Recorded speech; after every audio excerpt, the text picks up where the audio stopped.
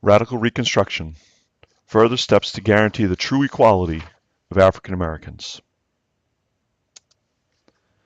The 14th Amendment was not the first effort that radical Republicans took in their efforts to bring about the true equality of African Americans. They had proposed the Wade-Davis Bill in 1864, the purpose of which was to give Congress control of the readmittance of the Southern states to the Union.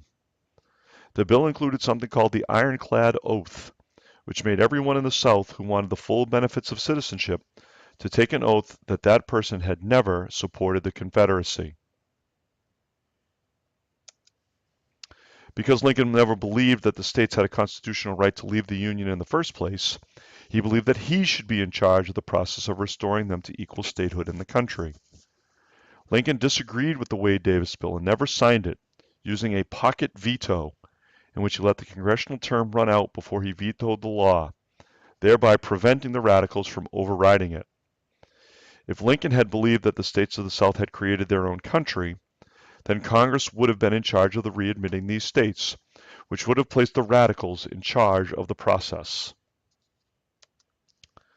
With Lincoln assassinated, the radicals looked to assert their control over Reconstruction. They believed that the Southern states were dragging their feet with regard to bringing about that equality and now set out to do something about it. Their attempt to force Southerners to accept the 14th Amendment was the Reconstruction Act of 1867, which required the states of the old Confederacy to do three things. First, the region was divided into 5 military districts, each controlled by different U.S. Army troops. These troops were put in place to protect life and property, particularly that of African Americans.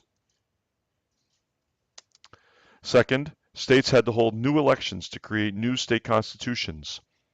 These constitutions had to approve the 14th Amendment and had to be approved by a majority of the voters of the state.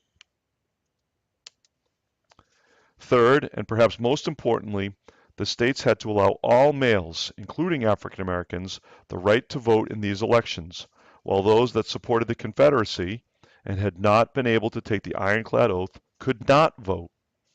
This all but guaranteed that African Americans would be in control of these elections and, therefore, control of rewriting the state constitutions, giving them an enormous amount of power.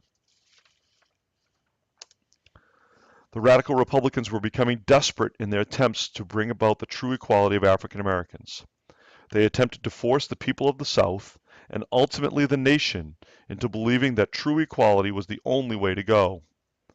What they did not realize, or care to realize, was that it is very difficult, if not impossible, to tell people what to think. The laws and amendments that they had passed and would continue to pass made the whites of the South even stronger in their opposition to granting African Americans any equality. It would be a struggle that would last more than another 100 years.